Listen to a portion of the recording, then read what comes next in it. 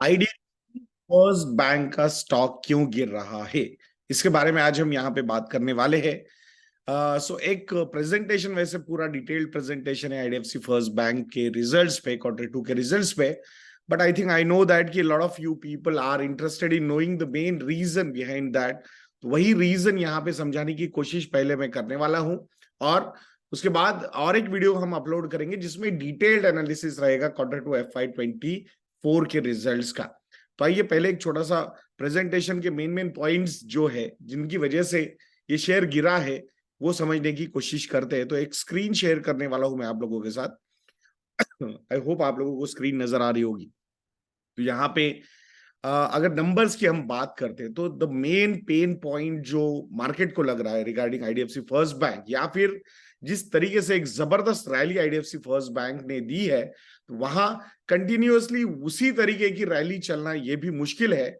और मार्केट कहीं ना कहीं रैशनल थॉट प्रोसेस को फॉलो करता है, एंड दैट्स हाउ मार्केट में फेयर वैल्यूएशन पे स्टॉक्स आ जाते हैं।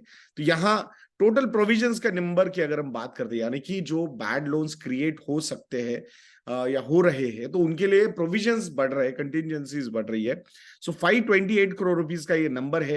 Year on year this number is up by 25% and quarter on quarter this number is up by 11%। तो ये मार्केट को ज्यादा अच्छा नहीं लग रहा है। Year on year net profit का नंबर अगर हम देखते हैं तो 35% से यहाँ पे वो बढ़ा है। ये काफी अच्छी न्यूज है। बट सिक्वेंशियल ग्रोथ बहुत ही खराब है या फिर निगेटिव ग्रोथ है। 2% से एक्चुअली नेट प्रॉफिट यहाँ पे गिरा है। अगर नेट इंटरेस्ट इनकम की भी मैं बात करता हूं तो यहाँ ईयर ऑन ईयर ये 32% से बढ़ा है, and quarter on quarter it is 5%, it is up by 5%। तो कहीं ना कहीं नंबर्स ये जो नजर आ रहे हैं रिगार्डिंग प्रोविजंस के, वो मार्केट को थोड़ा सा डिसअपॉइंट कर रहे हैं। And that is the reason why कि बहुत सारे इंस्टीट्यूशनल रिसर्च हाउसेस ने भी थोड़ा सा री रेटिंग करने की कोशिश की है, आइडिया या डी रेटिंग करने की कोशिश की है आईडीएफसी फर्स्ट बैंक के स्टॉक को, and that is the reason. और कुछ रीजंस है, की रेशियोज के पॉइंट ऑफ व्यू से हम बात करेंगे। Net interest margin has gone down from 6.41% to 6.32%, या 6.33 टू 6.32। तो यहाँ पे थोड़ा सा खराब हुआ है ये। Cost to income ratio has gone up to 72.7%। Major reason behind that, I think नई ब्रांचेस ओपन हो रही है, तो वहां पे कहीं ना कहीं कॉस्ट जो है वो बढ़ ही रहा है। नेट इंटरेस्ट मार्जिन नीचे जाने का की रीजन भी कासा बुक जो है वो कहीं ना कहीं यहाँ पे गिर रही है। तो कासा बुक यानी कि लो कॉस्ट डिपॉजिट्स जो होते हैं, तो वो बुक यहाँ पे गिर रही है। But it is across the board, banking पूरे बैंकिंग सेक्टर में इस पे प्रेशर नजर आ रहा है। मेजर रीजन बिकॉज एफडी के इंटरेस्ट रेट्स ऊपर गए, and that's why people are converting their current account, savings account balances into FD. So ये एक सबसे ये तीन रीजन लगते हैं।